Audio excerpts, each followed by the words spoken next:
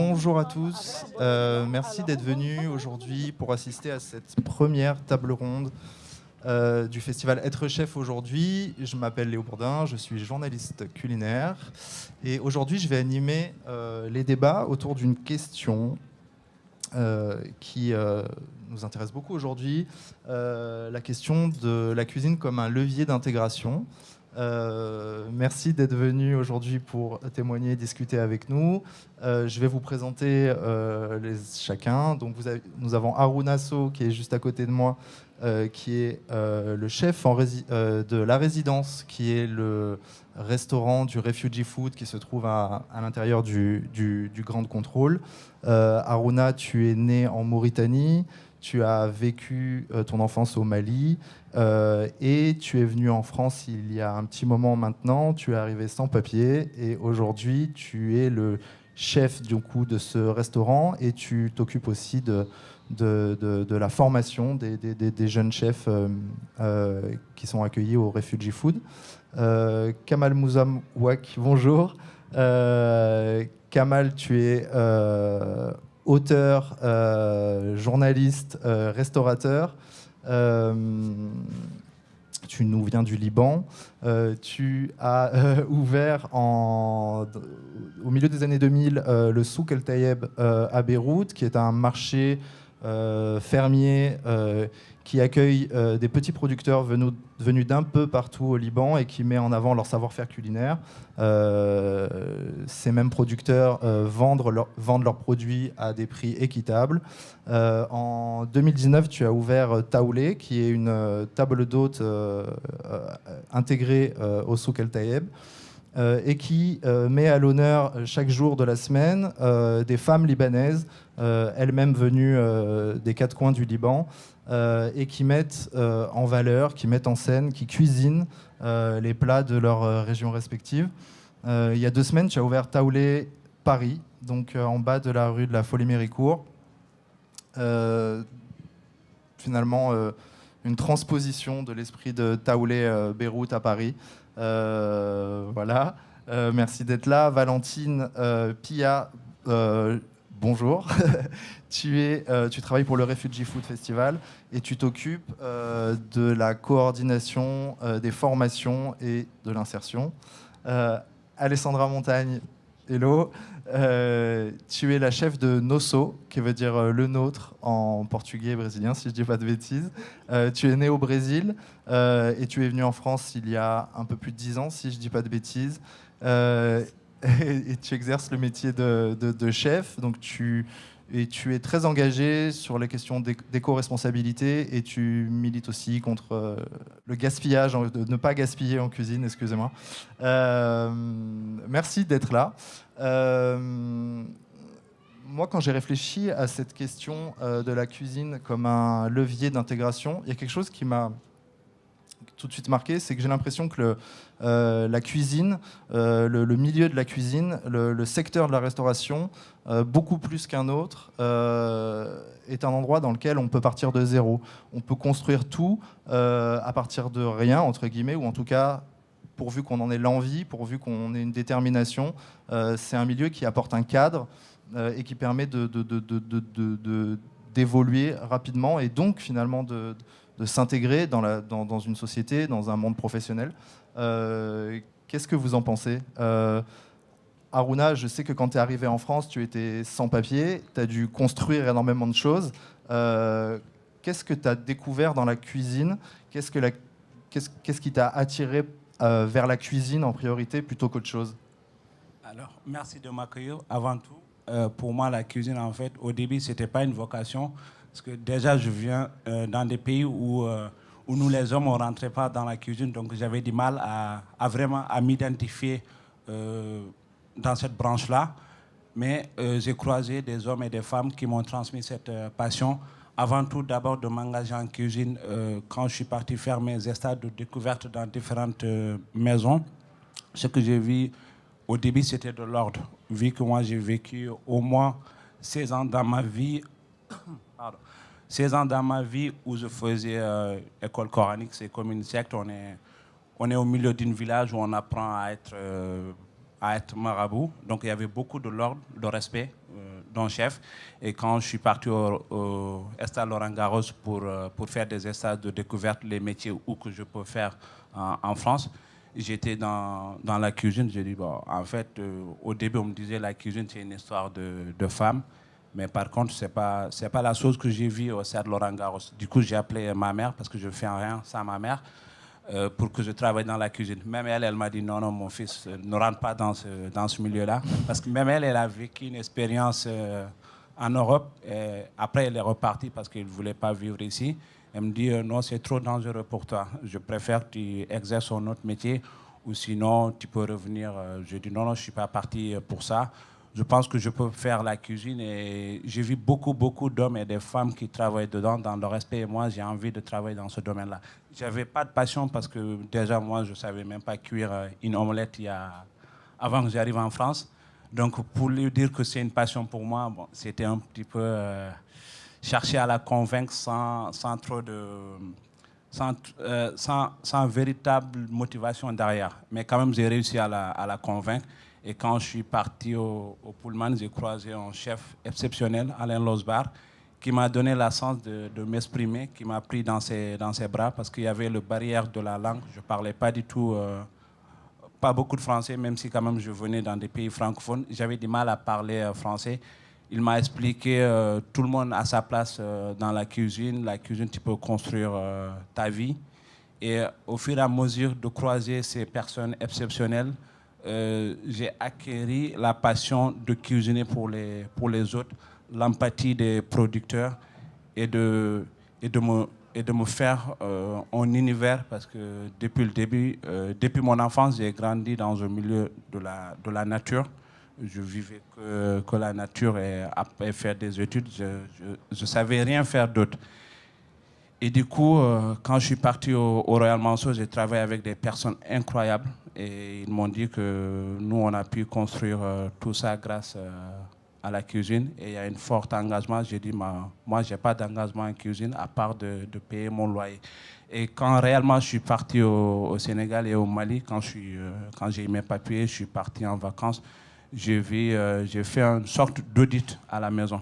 Avec mes amis, j'ai dit que tous les produits qu'on consomme ici, ça ne vient pas de chez nous. C'est pour cela qu'on vit cette misère. Après, j'ai commencé à expliquer à ma maman. Moi aussi, je pouvais cuisiner. Elle me dit, non, non, il y a une bonne à la maison, laisse, elle va faire la cuisine. Je dis, non, non, maman, je sais cuisiner, on va cuisiner.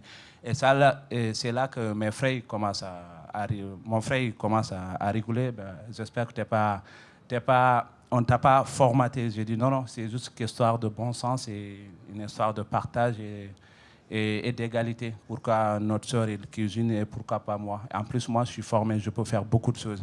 Et c'est là que j'ai créé une ferme avec des amis. Je dis que tu vois la misère qu'on vit ici, parce que tous les produits qui viennent d'ici, ça ne vient pas d'ici, ça vient d'Hollande, de Belgique. Et quand je suis revenu à Paris, c'est là que j'ai pris vraiment cet engagement de cuisiner, d'envoyer un message pour dire que la cuisine en place, c'est plus qu'un emploi, comme je le pensais au début. C'est une question d'engagement et c'est une question de vie pour moi, parce que je suis parti dans mon pays parce que je n'étais pas reconnu en tant que Mauritanien, donc je n'avais pas de papier, mais je pouvais quand même rester au Sénégal s'il y avait des établissements. S'il y avait des établissements au Sénégal où mon père il était prêt à investir pour que je reste au Sénégal, mais il n'y avait pas d'autre métier à part faire le commerce. Je pense que s'il y avait de la cuisine, je pourrais rester au Sénégal, parce que si j'ai une entreprise, là, obligatoirement, le gouvernement sénégalais va me donner des papiers parce qu'ils vont dire que c'est quelqu'un qui crée de l'emploi. Et j'ai l'impression que la cuisine permet de transmettre aussi un message, transmettre une énergie, transmettre une culture. Est-ce que tu peux nous parler un petit peu du travail que tu effectues aujourd'hui au sein du Refugee Festival et comment tu retransmets ce qui est devenu une passion, qui n'était pas au départ, mais comment tu retransmets ton savoir-faire aujourd'hui aux gens qui travaillent avec toi au sein du restaurant?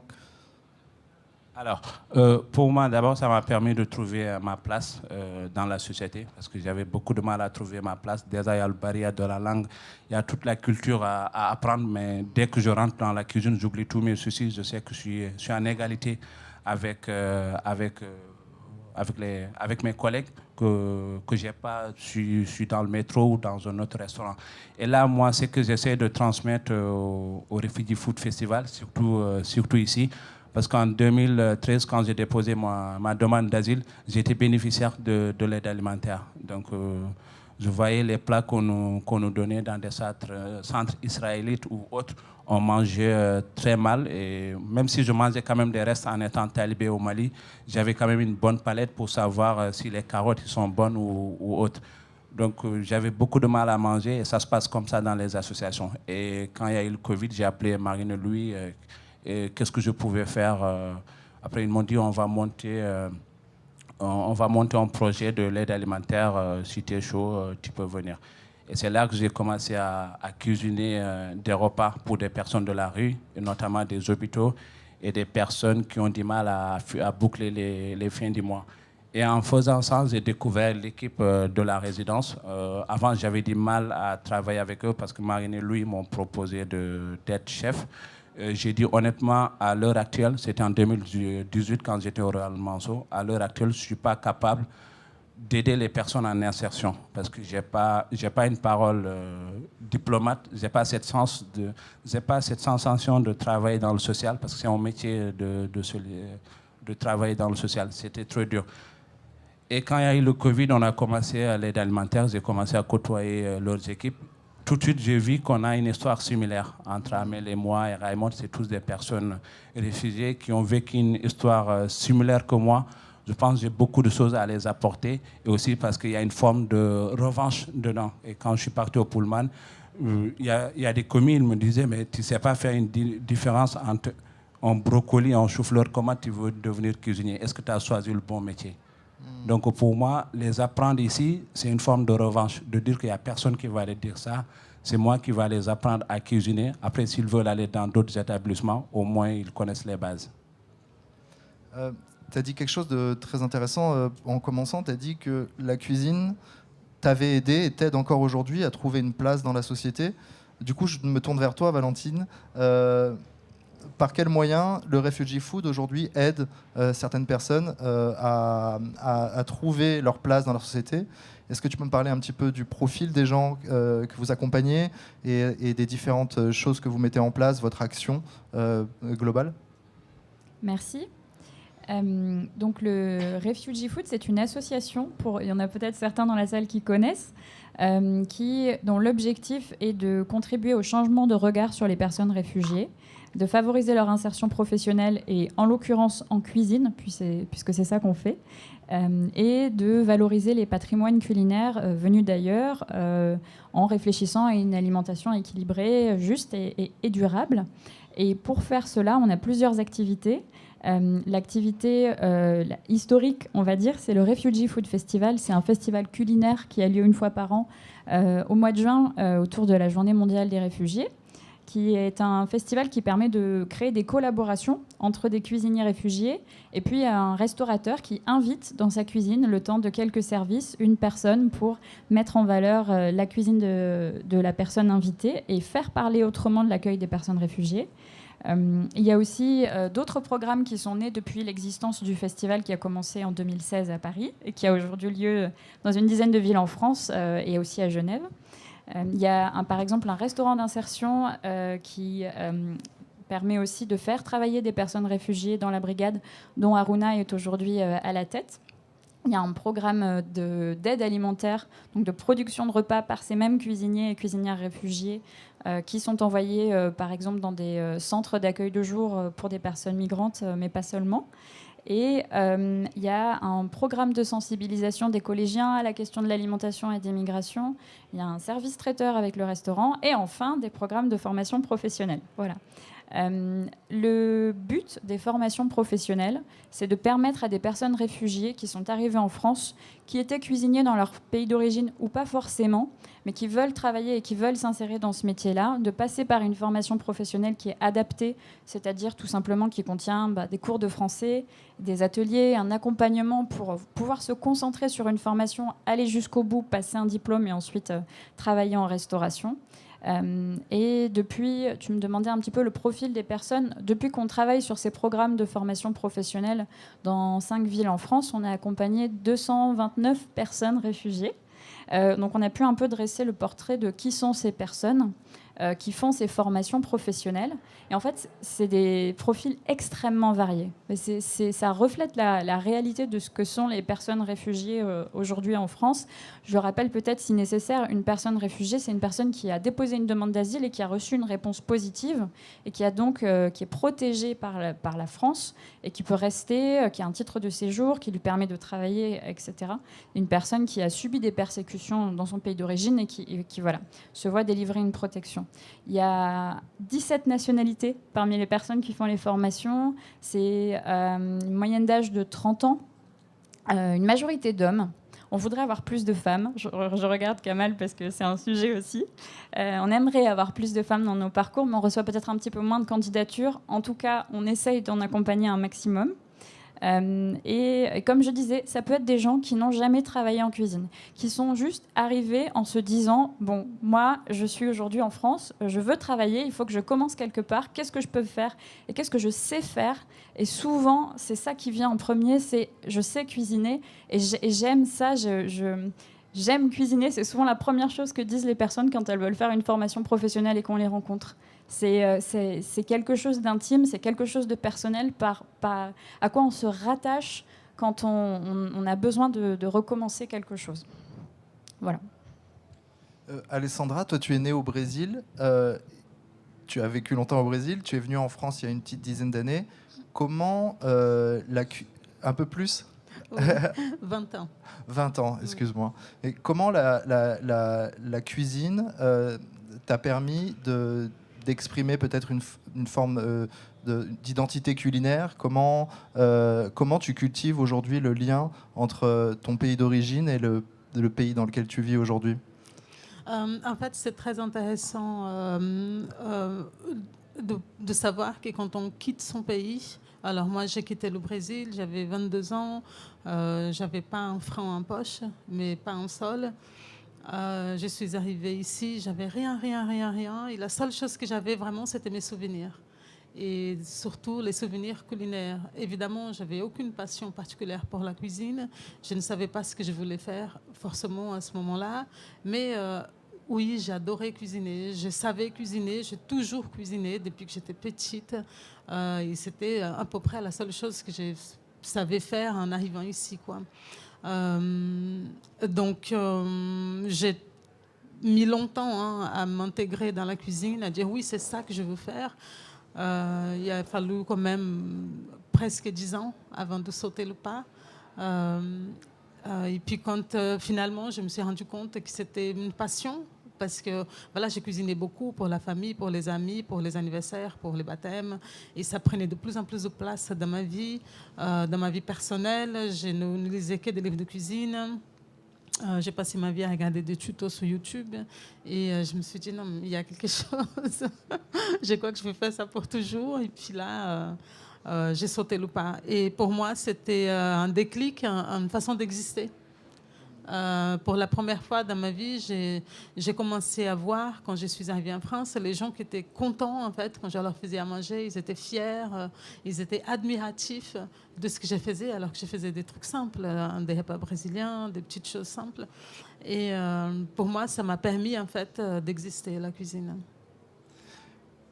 C'est vrai qu'il y a quelque chose de très intime dans la cuisine, finalement, et au même titre que la musique, l'art, c'est une des plus belles manières et une des manières les plus instinctives d'exprimer une identité. Alors c'est son identité propre, celle de personne, mais c'est aussi l'identité de l'endroit dans lequel on a grandi, de notre culture, de celle de nos parents, de tout ça. Et c'est aussi une manière de la transmettre au monde, je trouve. De cuisiner pour quelqu'un, c'est raconter une partie de soi-même, c'est raconter une partie de son histoire, de là où on vient, de là où on va.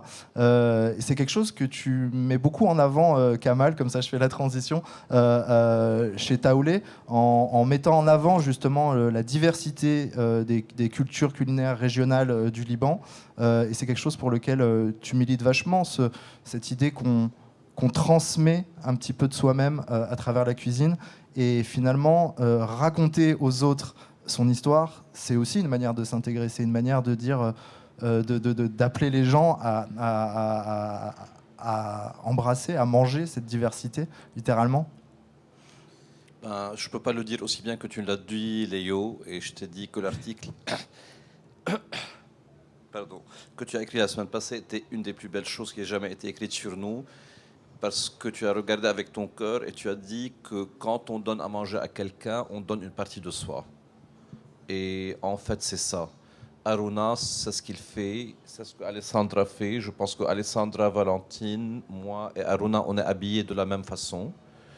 On parle la même langue, mais ce qu'on partage, chacun de nous, ce qu'il partage avec les autres, donc c'est ce qu'on a ramené avec nous. Donc Alessandra a ramené les quejo, comment on appelle les... Voilà. Aruna, je ne sais pas qu'est-ce qu'il a ramené comme plat, et c'est ça que nous partageons avec les autres. Et la cuisine est une expression qui raconte le mieux notre histoire, nos racines et nos traditions mieux que n'importe quoi d'autre. On n'est pas habillé traditionnellement. On ne va pas vous donner ni ma musique traditionnelle, ni sa musique traditionnelle. Ça va vous paraître peut-être ridicule. Vous n'allez pas comprendre ni l'architecture, ni le théâtre, ni la poésie. Mais on peut tout simplement prendre un petit bout de pain de queijo et le donner et dire, voilà, ça c'est le Brésil. Et comme je t'ai dit, comme tu as très bien écrit dans ton article aussi, je peux prendre un tout petit peu de za'atar et te le donner, et ça va te raconter, sans dire un mot, toute la montagne du Liban et toute cette tradition-là. Donc au moins, c'est une expression de la tradition qui n'est pas la religion, qui n'est pas la politique, qui n'est pas un moyen qu'on utilise pour se faire la guerre les uns aux autres. Ce n'est pas quelque chose qui n'exclut pas l'autre. Au contraire, c'est complètement inclusif. Quand Alessandra cuisine, ce n'est pas pour elle, c'est pour elle et pour les autres, pour leur dire « Venez, on va tous partager le même repas ». Quand Aruna cuisine, c'est la même chose. Donc c'est vraiment une expression de ce que nous sommes, de notre histoire, et c'est une expression qui inclut l'autre. Il faut que je trouve une transition maintenant parce que...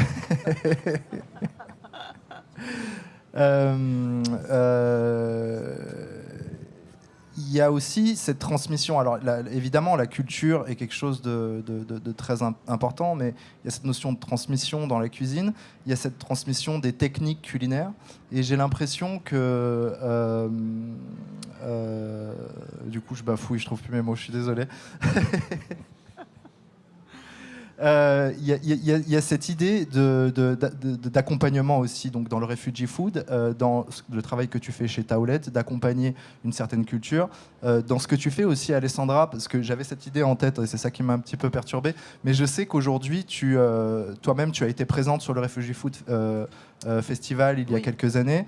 C'est une initiative qui est mise en place par le refugee food d'inviter des chefs installés à faire des repas à 4, 6, 8 ou 10 mains. Est-ce que tu peux nous parler un petit peu de l'expérience que tu as eue, toi, déjà, au Refugee Food, d'échanges avec des cuisiniers réfugiés ou non, et comment, toi, dans ton quotidien dans le restaurant, ça sera peut-être une deuxième partie, je sais que, en termes d'intégration professionnelle, c'est quelque chose que tu fais aussi dans ton restaurant, et tu vas même jusqu'à proposer à certains de tes collaborateurs qui en ont l'envie de prendre des parts dans ton restaurant et finalement de devenir restaurateur et acteur aussi de cette intégration professionnelle. En fait, j'ai fait il y a quelques mois une opération très jolie avec le Refugee Food Festival pour les femmes afghanes.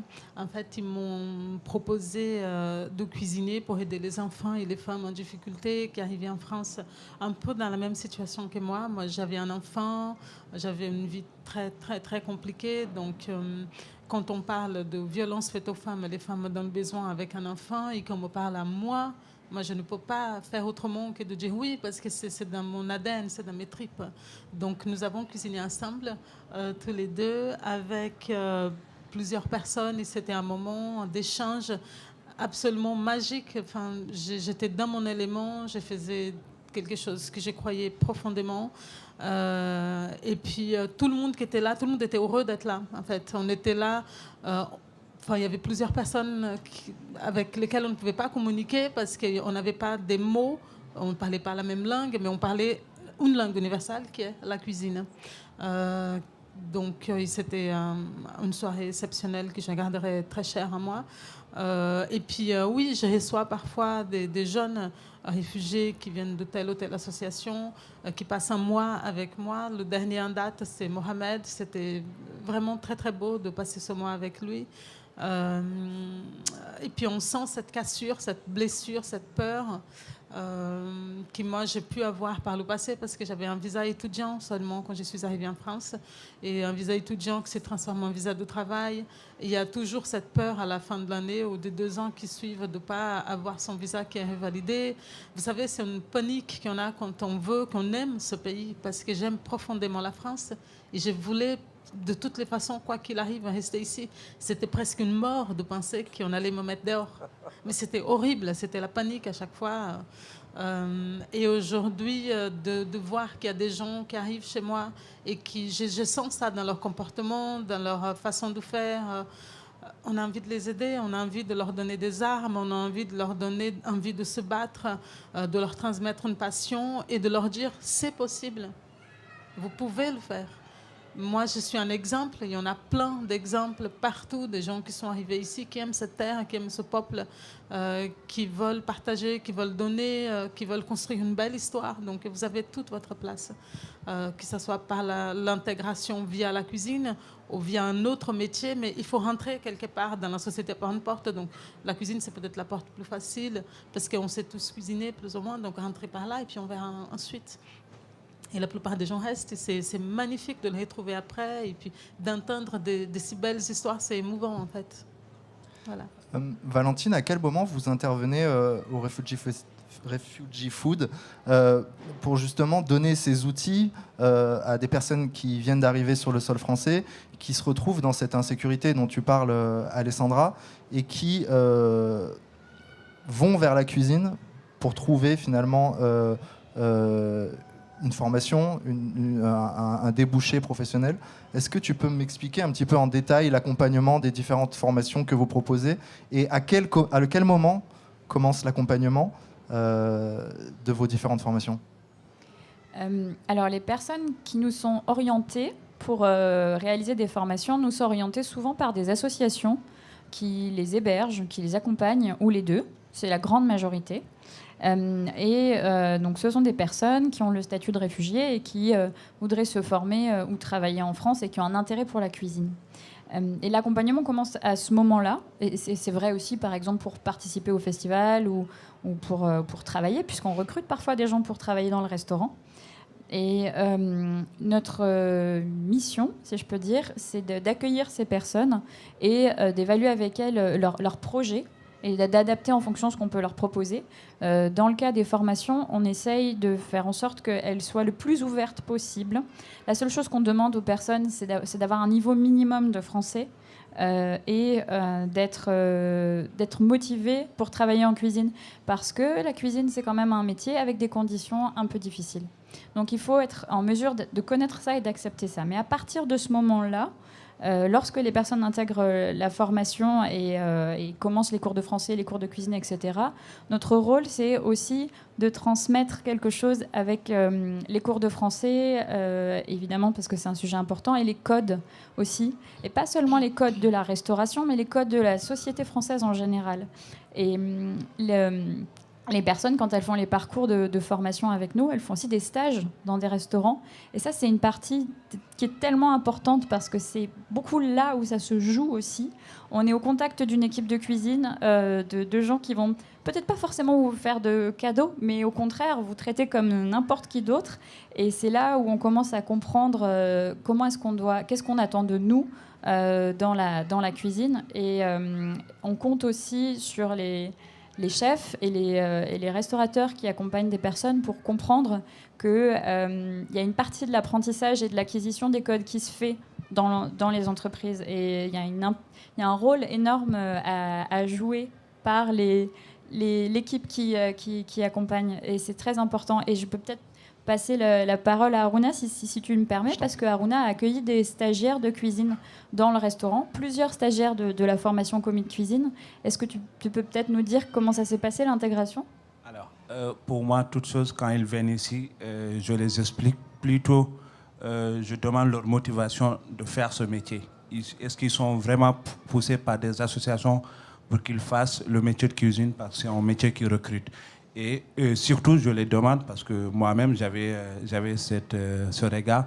Est-ce qu'ils sont pas gênés à travailler avec des femmes ou sinon de recevoir avec des ordres venant d'une femme? Parce que pour moi, c'est important en fait. Parce que moi, quand je suis arrivé, je le dis honnêtement, je parle cash, j'avais beaucoup de mal. Mais on m'a appris que voilà, je pouvais recevoir des ordres et les faire comme elle a envie. Ça, c'est les questions fondamentales quand je les pose. Et souvent, ils me disent oui, ça pose aucun problème. Et là, je commence quand même à définir un plan pour la personne parce qu'il faut tout le temps adapter à la personne. Parce que moi, les chefs qui m'ont accompagné ont beaucoup adapté à ma personne parce que déjà, il y avait le barrière de la langue et je ne connaissais pas les produits. Donc, je vois ce personne, il vient de tel pays, il faut quand même que je m'adapte à lui directement. Après, il y a des gens, si je les identifie, je sais que c'est des bons profils qui peuvent durer dans la restauration. Ça, j'essaie de dire à Valentine ou autre, telle personne, vous pouvez vraiment l'envoyer ici parce que c'est une personne, c'est sûr, qui va réussir. Après, la cuisine, c'est un métier physique. Par exemple, souvent, on reçoit des personnes, on sait que ça ne va pas tenir. Ils veulent faire la cuisine, mais ça demande beaucoup d'efforts. Donc, on essaie plutôt de les orienter dans la restauration collective. Comme ça va être plus simple. Après, il y a des personnes qui ont envie vraiment d'avoir une vie de famille. Moi, je le dis que je fais la cuisine parce que ma femme et ma fille ne vivent pas ici. Donc, ça me permet quand même de vivre mon métier 24/24. Si tu as envie de faire une vie de famille, je te conseille, c'est possible, mais c'est très rare. Donc, ce que je te souhaite, c'est de travailler soit dans une restauration collective, soit de trouver un resto qui te permet de vivre ta vie. Parce qu'il ne faut pas juste pousser les gens à faire la cuisine parce que c'est un métier qui recrute et derrière les bloquer dans tous les autres domaines. Et aussi, je m'adapte beaucoup à eux avec le rendez-vous parce qu'il y a beaucoup d'administratifs quand on est accueilli en France. Les 2 ans, il y a beaucoup de rendez-vous. Et moi, c'est un truc qui me causait beaucoup de problèmes quand j'étais au Pullman. Parce que les chefs, ils me disaient, mais Aruna, tu sais, tu as beaucoup de rendez-vous. Même la DRH, une fois, m'a convoqué avec mes rendez-vous. Je dis, bon, je fais des rendez-vous parce que j'ai rien.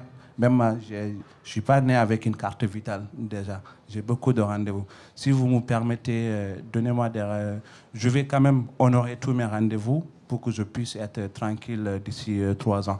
Par exemple, s'il y a un stagiaire qui me dit que demain, j'ai un rendez-vous, je ne vais pas essayer de chercher à comprendre midi 14h. Je sais que c'est vrai. Parce que je sais que moi-même, j'ai vécu tous ces rendez-vous de dernière minute. Ça, c'est quelque chose de très important dans la cuisine. Parce qu'il y a des gens qui refusent pas mal de rendez-vous aux stagiaires alors qu'ils ne savent pas le parcours qu'il y a derrière.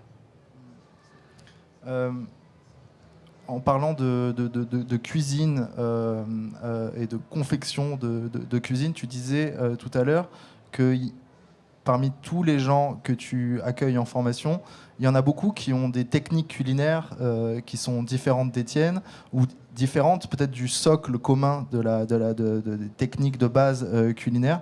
Comment tu arrives à adapter avec ça? Alors, dans le restaurant aujourd'hui, La Résidence, est-ce que tu peux aussi nous parler un petit peu de ta cuisine? Tu sers une cuisine qui t'appartient, une cuisine mauritanienne, ou est-ce que parfois tu t'adaptes aussi aux différents profils qui arrivent avec toi en cuisine et qui t'accompagnent? Alors, moi, j'ai toujours dit à mon personnel, parce qu'ici aussi, j'accueille beaucoup de bénévoles, je dis il y a une base de cuisine qu'on va respecter, c'est la base de cuisine française. Mais moi, ce que j'aime dans une cuisine, c'est de responsabiliser tout le monde. C'est de faire un socle de responsabilité collective. Tout le monde a son avis à donner. Tout le monde peut donner son avis. Après, c'est à nous de s'adapter à lui. Par contre, sachant qu'il y a des bases, il faut les respecter. C'est les bases qui nous ont permis d'être là, qu'on a fait des formations pour exercer ce métier-là. On respecte ces bases, même si vous venez d'Éthiopie comme Amel ou Raymond, d'autres pays. Si vous avez des techniques culinaires à faire, c'est bien. Mais ce qu'on essaie de faire à la résidence, c'est d'utiliser au maximum les produits qu'on trouve ici avec des techniques qui sont adaptées à la société. Parce que chez nous, on fait beaucoup de poissons séchés. Est-ce qu'aujourd'hui, ici, je peux sécher mon poisson dans la cuisine comme ça. Je pense toutes ces techniques-là, on pourrait le faire, mais les gens, peut-être, ils vont le voir d'une autre manière. Juste un geste très simple. Nous, en Afrique de l'Ouest, quand les gens ils cuisinent, ils goûtent jamais avec la cuillère. Ils goûtent avec la paume de la main. Ça, c'est des gestes qu'on ne pourrait pas faire ici, parce que c'est mal vu de goûter. Et jusqu'à présent, ma mère, ou en Afrique de l'Ouest, on me dit, Aruna, tu ne peux pas goûter avec une cuillère. Tu peux manger avec une cuillère, mais pour le goûter, c'est avec la paume de la main. Tout ça, c'est des gestes simples, basiques, mais si on fait ici, ça ne peut pas marcher. Et tout ça, j'essaie de les dire que c'est à éviter. Est-ce qu'on peut dire finalement que le secteur de la restauration, la cuisine telle qu'elle évolue ici, elle permet d'apporter un cadre général qui permet à différentes personnes qui viennent à la cuisine de s'exprimer malgré leurs différences, malgré leur culture respective, leurs traditions. Tu me parlais de cette façon de goûter qui culturellement est différente ici. Qu'est-ce que vous en pensez, Kamal, Alessandra, Valentine, de la cuisine comme un socle commun qui permet à chacun de s'exprimer différemment? Est-ce que c'est une question un peu de... Oui, effectivement, on peut chacun s'exprimer à sa façon. Ensuite, il y a des codes. Alors moi, particulièrement, je goûte à la paume de la main. Ça se fait pas, je ne peux pas faire autrement. Je fais comme au bled. Et oui, effectivement... c'est un peu délicat dans certains restaurants, dépend où on travaille. Après, moi, j'ai la chance d'être chez moi, donc je le fais, mais je vois d'autres qui ne le font pas. J'ai de la chance aussi d'avoir une cuisine très mixte. Donc, j'ai des Français, mais j'ai aussi beaucoup d'étrangers. J'ai une Libanaise, j'ai un Costa Rica, j'ai des Brésiliens. Donc, j'ai des gens un peu qui viennent de partout. J'ai une personne qui vient de Russie. Donc, c'est un échange qui est très riche.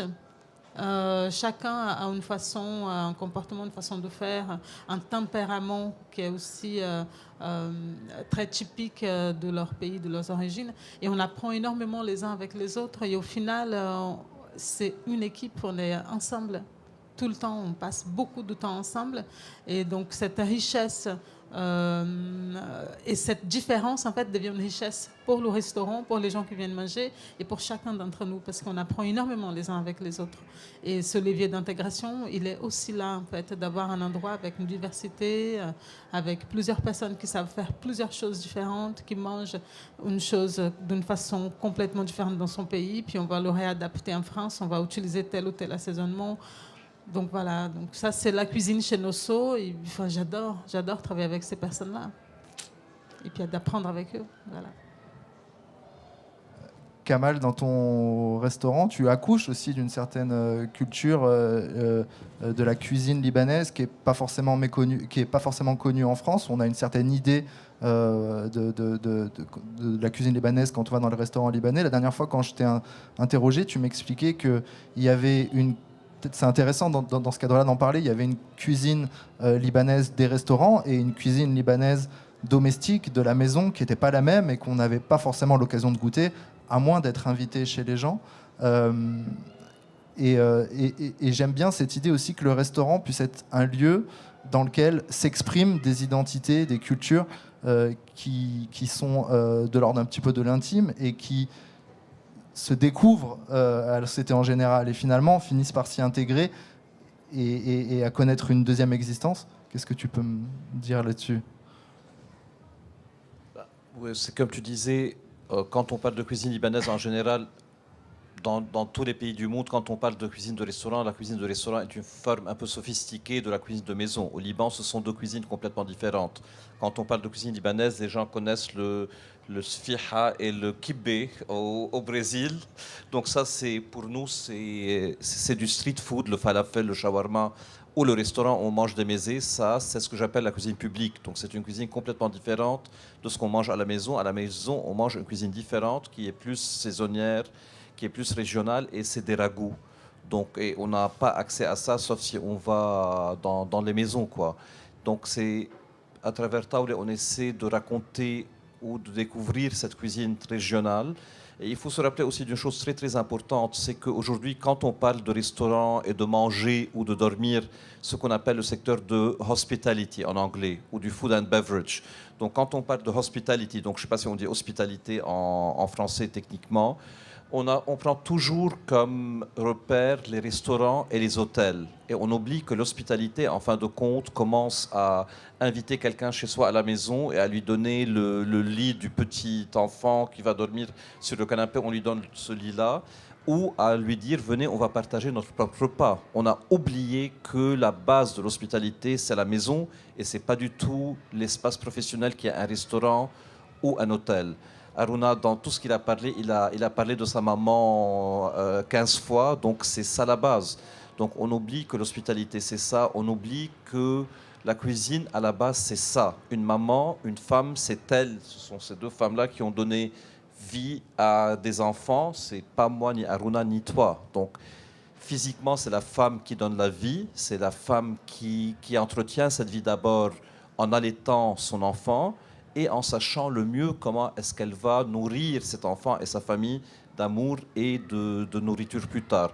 Donc revenir au code maison, c'est une chose très très importante, et comprendre aussi que la dimension domestique et la dimension féminine de la cuisine sont une dimension très très essentielle.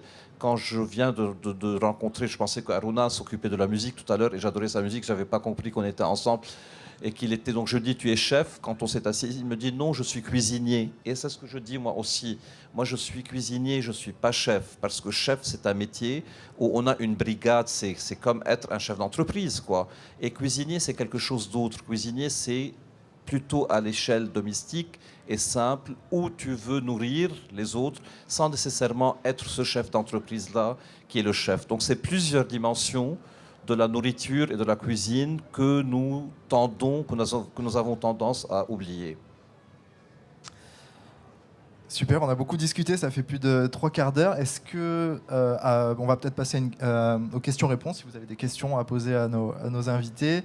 Avant ça, je voulais juste savoir si vous aviez quelque chose à ajouter, vous aviez envie d'aborder, dont on n'avait pas, ou est-ce qu'on passe directement aux questions-réponses? Moi, j'aimerais juste ajouter une seule chose. Alessandra et Aruna et moi, nous sommes des gens qui venons d'ailleurs. Et j'aimerais seulement... Moi, je ne suis pas français. Je ne sais pas si vous l'êtes, mais je ne suis pas né français. Mais j'aimerais simplement dire aux Français qu'il ne faut pas du tout qu'ils oublient la chance qu'ils ont dans ce pays et d'être dans ce pays. Il faut venir d'ailleurs et avoir moins pour comprendre ce qu'on a. Et moi, personnellement, je suis reconnaissant à ce pays à chaque seconde, comme a dit Alessandra. Est-ce que vous avez des questions dans le public à poser, des choses qui vous interrogent, des choses qu'on n'aurait pas abordées? N'hésitez pas, soyez pas timide. Est-ce qu'il y a un micro qui est prévu au cas où pour... J'ai des grands signes dans le fond. Il y a un micro qui est posé, ah ok. 1, 2, 3, personne. Oui, je t'en prie. Alors, d'accord, alors il faut que vous veniez si ça vous dérange pas. C'est un petit peu cérémonial, désolé.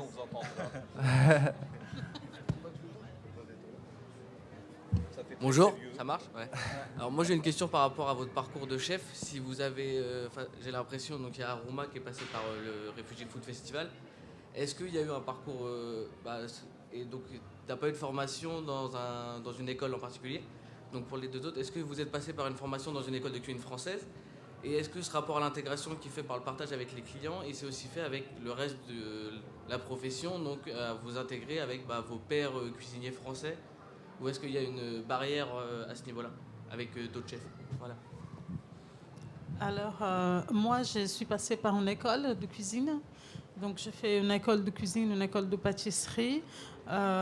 J'étais très rapidement intégrée à l'école avec mes professeurs. Et ensuite, une fois sortie de l'école, j'ai reçu un énorme soutien de la profession. J'étais surprise et agréablement surprise très rapidement d'avoir été reçue dans certains endroits où je n'aurais jamais de ma vie imaginé être reçue un jour. J'étais reconnue assez tôt, après 4 ou 5 ans de métier, par des grands noms de la gastronomie française. À chaque fois, je me sentais limite mal. J'avais honte et tout. J'ai essayé de rester le plus petite possible, tellement je me suis dit, est-ce qu'ils se sont trompés peut-être. Ils m'ont mis là, mais en fait, c'était peut-être pas moi qui voulais. Donc, c'était assez délicat. Mais voilà, aujourd'hui, j'ai une reconnaissance incroyable à toute cette personne, et ces hommes et ces femmes qui m'ont reconnue comme une de leurs assez rapidement et qui m'ont donné et ouvert des portes incroyables. Et je leur dois énormément. Donc oui, ce levier d'intégration a été fait aussi par la profession. Et je les remercie, je les remercierai jamais assez. Voilà. Aruna, aujourd'hui, est-ce que tu rencontres d'autres chefs et est-ce que tu as ce sentiment d'être intégré à cette profession comme tu le voudrais? Juste pour répondre à la question, moi j'ai déjà fait une formation, plutôt même une double formation, parce que quand j'ai commencé à faire mon formation, c'est en CQP que j'ai fait. En CQP, je l'ai fait pendant 1 an et quand je suis commencé, le chef il m'a dit clairement, Aruna, là tu accuses beaucoup de retard. Ce que je te conseille, c'est j'ai d'autres amis chefs, si tu peux aller travailler là-bas le soir. C'est pas pour que tu travailles plus ou autre, c'est pour que si tu veux apprendre et aller très vite par rapport aux d'autres apprentis. Parce qu'au Pullman, il y avait des apprentis qui venaient de Ferrandi et moi, je venais d'Infrep à Boulogne dans une petite centre de formation. J'ai dit d'accord. Et c'est là que j'ai commencé vraiment à venir à 6 h du matin pour aller visiter tous les chambres froides, congèles, pour savoir les produits d'où ils venaient et aussi visiter le congèle, ouvrir pour savoir qu'est-ce qu'on range au congèle, d'aller sur Google, sur YouTube, de voir qu'est-ce qui est pané, betterave, d'où est cuisiné, d'où viennent les lentilles. Et ensuite de ça, je travaillais mes week-ends en tant que commis ou apprenti dans d'autres restaurants pour que vraiment j'aille vite dans ma formation. Et quand j'ai fini cette formation, il m'a dit, là, tu peux passer ton CAP. Mais après, je suis parti sur mon assistant social. Il me dit, mais le CAP et le CQP, c'est le même. Mais j'ai dit, le chef, il a dit qu'on va faire, que je refasse son CAP, donc je vais le faire. Et j'ai repassé le CAP en alternance. Du coup, j'ai obtenu le CAP. Et là, il m'a dit, Aruna, pour être un bon cuisinier, il faut que tu acceptes de changer de maison.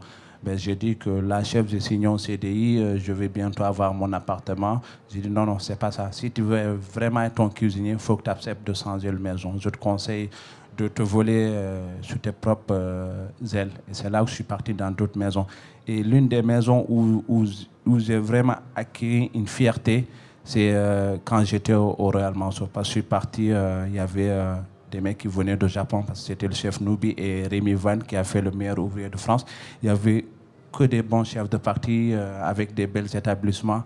Et du coup, j'ai dit là, il y a une revanche à prendre avec mes chefs de parti qui me disaient tu ne savais pas faire les différences entre les légumes. Et quand je suis venu, bon, eux, ils avaient beaucoup d'acquis. En plus, ils parlaient anglais, le français. Et moi, je ne parlais pas anglais. Et le français, je faisais pas mal de fautes. Le seul terrain de jeu où je peux trouver de la fierté, c'était quand on était devant le piano, là où il y a les feux, où on cuisinait. Là, on oublie qui parlait anglais, qui venait de Mauritanie ou qui venait d'Allemagne ou qui a bossé avec Yannick Aleno. Parce que c'était le service, il fallait faire le feu et je n'hésitais pas à faire le feu. Là, j'ai acquis beaucoup de notoriété dans cette cuisine-là. On me disait, souvent on me disait Aruna, le Mauritanien, le Sénégalais, celui qui parle pas bien le français. Mais si c'était en service, le chef, il me plaçait devant le piano, devant le passe. Et là, il y avait beaucoup de fierté et une forme de revanche que j'ai pris. Et tout ça, j'ai fait une formation, mais j'ai réussi à entendre les conseils d'un autre chef qui m'a dit j'ai beaucoup de retard, il faut que je me rattrape. C'est là que je n'ai pas compté mes heures. Je travaillais de 6 h jusqu'à 22 h ou sinon jusqu'à 23 h. En termes de chef, depuis que je travaille avec le Refugee Food Festival, il y a beaucoup de chefs, au moins 3, qui sont très connus, qui m'ont dit qu'on aimerait ouvrir un resto avec toi.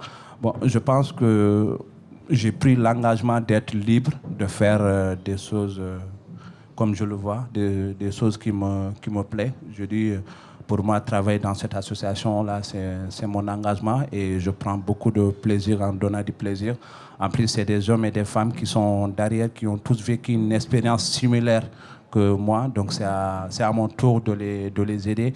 Et surtout, je reviens surtout sur l'aide alimentaire. Parce que moi, ce qui me tient à cœur, il y a beaucoup de personnes de riz qui mangent très mal. Donc, je pense qu'à Paris, il n'y a pas beaucoup de chefs très qualifiés qui ont sur ce domaine-là. Et la semaine dernière, je discutais beaucoup avec Maxime, le réfectorieux. Il me disait, mais Aruna, quels sont les projets? Bon, moi, les projets, c'est de rester là. Après, on verra peut-être retourner au pays. Et c'est là, je lui dis, et toi aussi, tu vas partir ou pas? Ben, il me dit, si on part, qui va faire le job? Le job, c'est de bien cuisiner pour des personnes qui vivent dans la rue et de transmettre, de dire que tout le monde a le droit d'avoir une alimentation juste, équitable et durable. Si on revient à cette idée d'intégration professionnelle, pour venir à la question de monsieur, Valentine, toi qui es en contact direct avec... donc tu coordonnes les formations professionnalisantes du Refugee Food, tu es en contact direct avec les restaurateurs, les restaurants qui accueillent, qui accueillent les stagiaires du Refugee Food. Est-ce que tu trouves qu'ils jouent le jeu, justement? Est-ce que accueillir un cuisinier qui est réfugié, qui est en reconversion, ou des personnes qui sont en reconversion professionnelle, est-ce que tu trouves que ces profils-là sont recherchés ou sont acceptés de la même manière que les candidats qui ont une formation un petit peu plus classique d'école de cuisine ou de CAP traditionnel? Alors oui, ils jouent le jeu. Mais c'est une bonne nouvelle du coup. Mais ils jouent le jeu carrément. Il suffit juste de comprendre au début que chacun doit faire un pas vers l'autre. C'est un peu schématique, mais c'est vrai.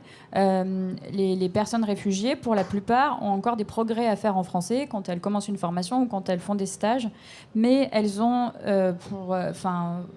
on le voit depuis, ça fait 2 ans maintenant qu'on mène des formations, envie d'apprendre et elles s'accrochent là-dedans et c'est souvent bien vu et bien reconnu par les restaurateurs qui savent que dans ce métier, si on se donne à fond, on peut progresser, on peut monter les échelons. C'est un peu ce que tu disais au début, c'est une des particularités de la cuisine, c'est quand même ça, même si on ne vient pas avec une formation, mais qu'on a envie, on peut progresser. Ce que disent souvent les restaurateurs qui ont accueilli des personnes en stage, c'est que ça se voit qu'elles ont envie et qu'elles font leur maximum, ces personnes-là, même avec les difficultés de français ou les incompréhensions culturelles qui peuvent exister.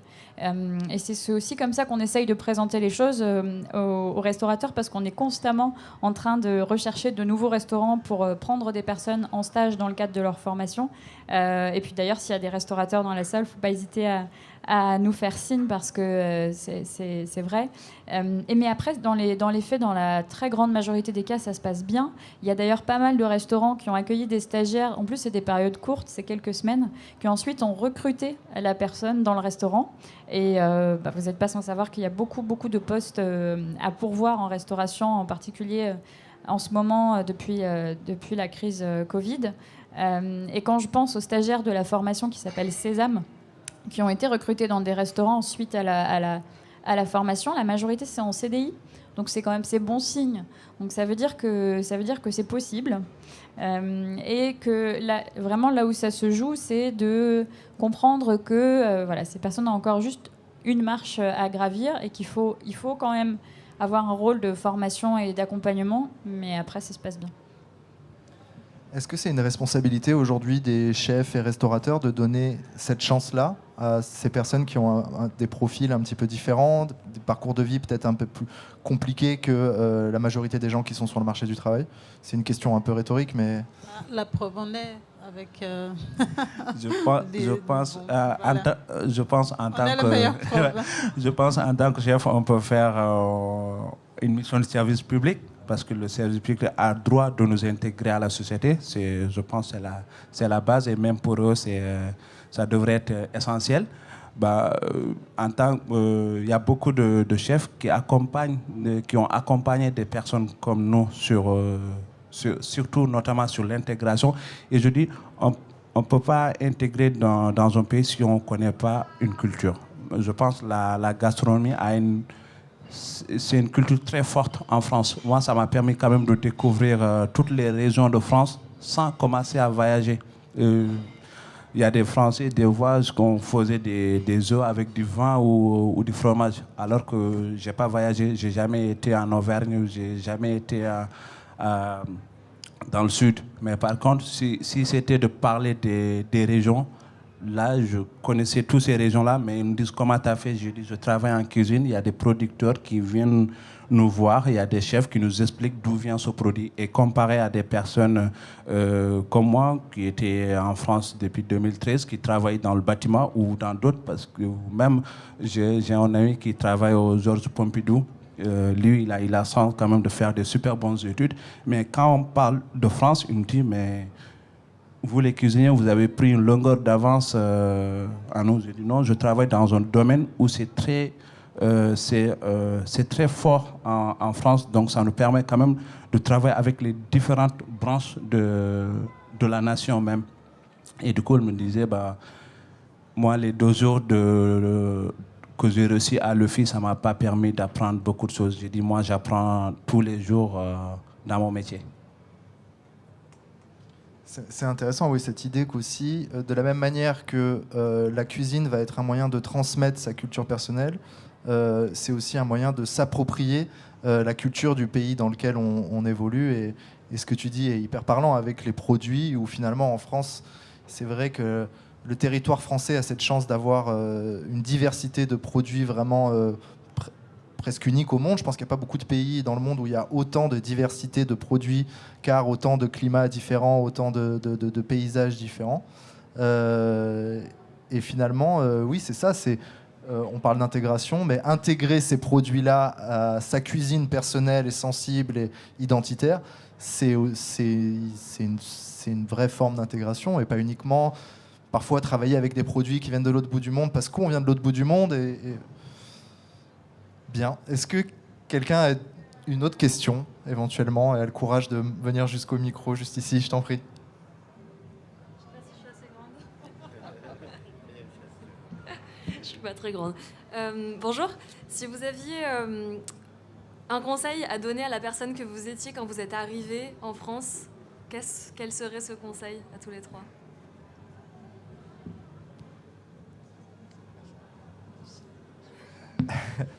Alors, un conseil, est-ce que c'est plutôt des... comment dire il y avait cette idée de tout est possible, il faut avoir la motivation et il faut croire en soi. J'ai l'impression que, est-ce que s'il y a un conseil à donner, ça peut être celui-là, de garder la foi, ou est-ce que vous en avez un précis en lien avec votre histoire personnelle ? Alors moi, je suis arrivée à 22 ans. Comme j'ai dit tout à l'heure, je n'avais pas un franc. À l'époque, c'était encore le franc. Je n'avais pas un franc en poche. Et j'ai cru très, très, très, très profondément que ça marcherait et que je resterais là. Et ça m'arrivait parfois de douter. Donc, j'aurais bien voulu avoir Alessandra 22 ans plus tard. Dit, ça va aller, tout va bien se passer. Donc, juste croire. Voilà, croire et s'accrocher à son rêve, ne jamais, jamais rien lâcher.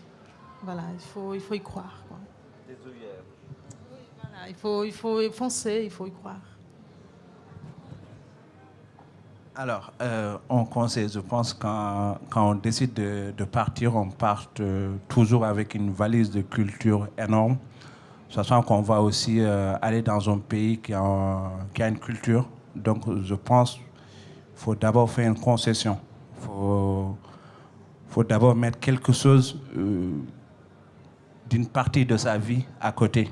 Parce que c'est des cultures très différentes. Moi, je sais que la culture que j'ai reçue et celle d'ici, c'est très, très, très différent. Donc là, j'ai fait une concession de dire, bon, vu que je vais vivre dans ce pays-là, il y a des choses que je ne pourrais pas faire. Donc déjà, c'est ça. Et je parle tout le temps cuisine, c'est juste une idée assez simple. Parce que j'ai une famille ici. Et jusqu'à présent, ils sont tous nés ici. Quand je vais discuter avec eux, je dis, je vais vous apprendre comment faire une blanquette de veau. Ils me disent, ben, c'est toi qui as un titre de séjour qui va nous apprendre à faire une blanquette de veau. Je dis non, parce que ma tante n'a pas su intégrer du veau dans son mafé. Et du coup, en fait, c'est comme ça qu'on essaie de discuter. Je dis, c'est bien de manger nos produits. Mais on produit aussi, c'est lié à la culture. Je dis, c'est bien de manger le tchèp le dimanche avec de la dorade, pas le tchof. Je pense que le tchof, on peut laisser ça pour les Sénégalais. Donc je pense pour s'intégrer, un conseil à donner, c'est ne pas nier sa culture, mais de mettre une partie à côté et de s'approprier à la culture là où on vit. J'imagine que c'est ce qui doit être le plus difficile au quotidien, effectivement, de pouvoir faire évoluer sa culture, mais évoluer au sens elle prend une forme différente, pas au sens elle est en mieux, quoi. Et peut-être cette difficulté de devoir parfois effectivement t'as pas dit renier, t'as dit mettre à côté pendant un moment, c'est ça?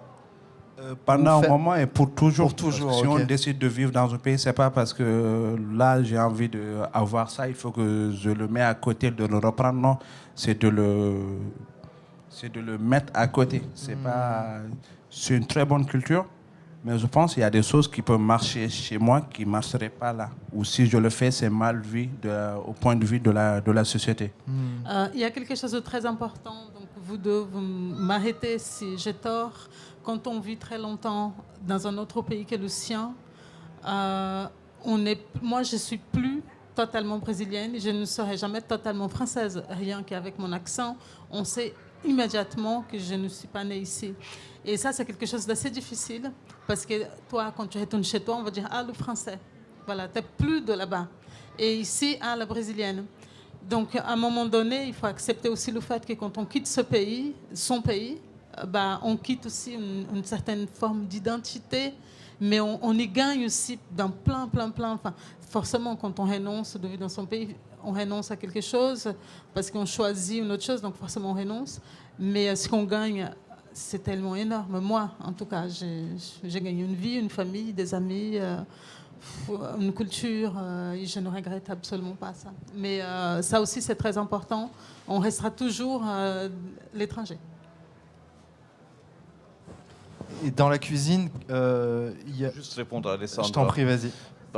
Dans une ville, personne n'est étranger, je pense, Alessandra.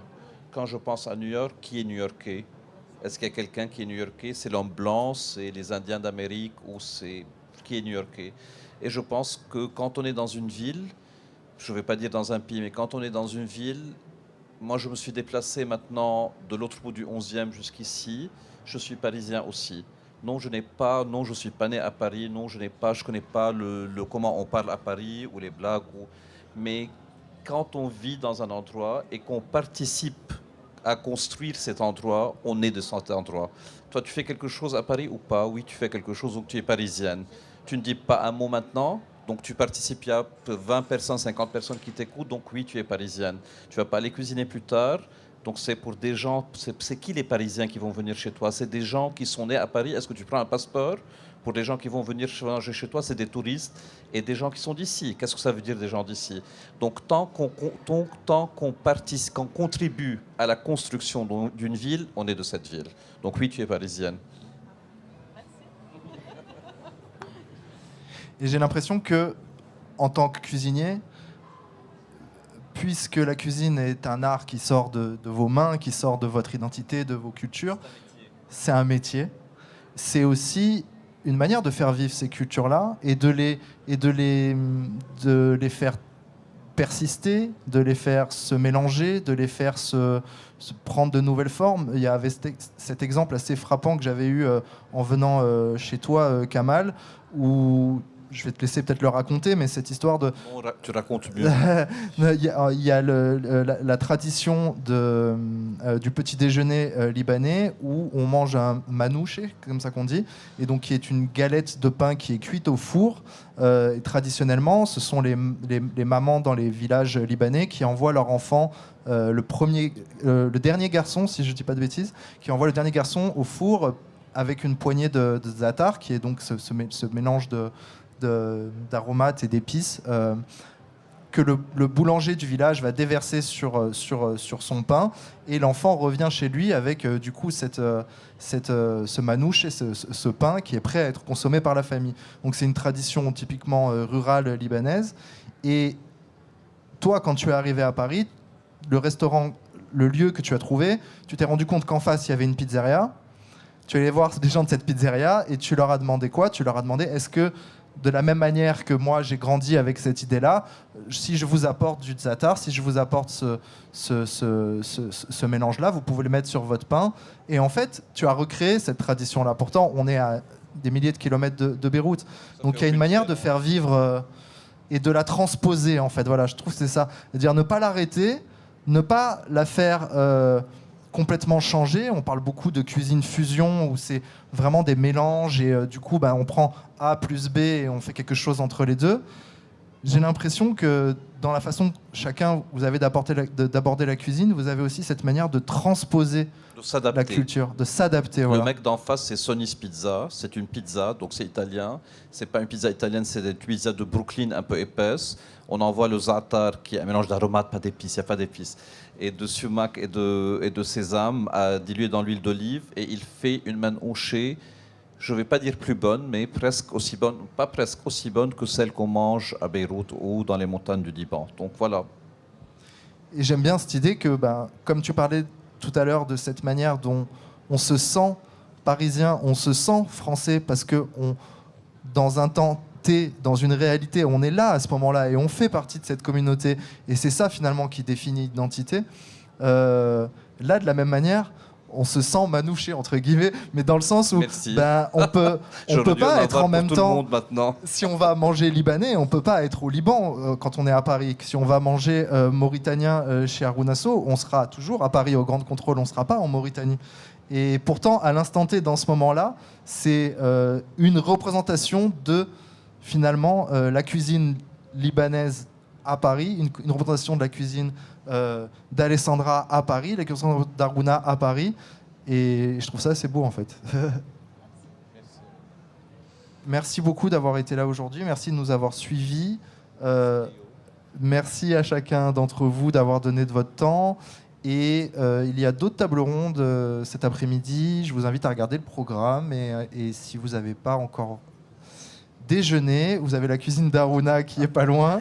La cuisine de Qu'est-ce qu'il y a au menu aujourd'hui, dis-moi? La cuisine de Amel et Raimot Wanchouk et Mohamed Zawad. En fait, quand je suis à la résidence, on a tous mis autour de la table pour que tout le monde s'exprime à travers sa cuisine ou à travers qu'est-ce qu'ils ont appris ici.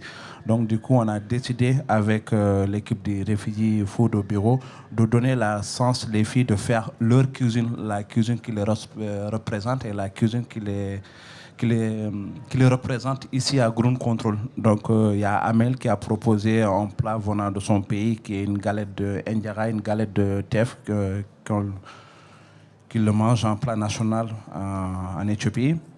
Et il y a une soupe érythro-éthiopienne qui est proposée par Amel et Eden. On a Wanchouk, c'est un Tibétain qui propose des mamons. Tout ça, c'est des plats venant d'autres pays, que c'est leur carte, c'est leur incarnation, ça les représente. Et moi, si je peux être derrière pour les aider, je les accompagne. Mais là, c'est leur carte. Eux aussi, c'est pour les responsabiliser, de dire que vous aussi, vous pouvez s'exprimer. Et ils le font avec beaucoup, beaucoup d'amour. Parce qu'avant, c'était ma carte, il commençait à 8h. Et là, il y en a qui commencent même à 7h45. C'est pour cela, si on responsabilise les gens, donne le temps de s'exprimer, ils prennent toutes les choses en main, ils le font très bien. Et là, cette carte, elle est vraiment faite par l'équipe de la résidence. J'ai rien fait d'autre, mais juste à être derrière, s'il y a aidé, je les aide. Mais ça, c'est leur carte. Et donc, ils s'expriment tous les jours ici. Merci beaucoup et bon appétit.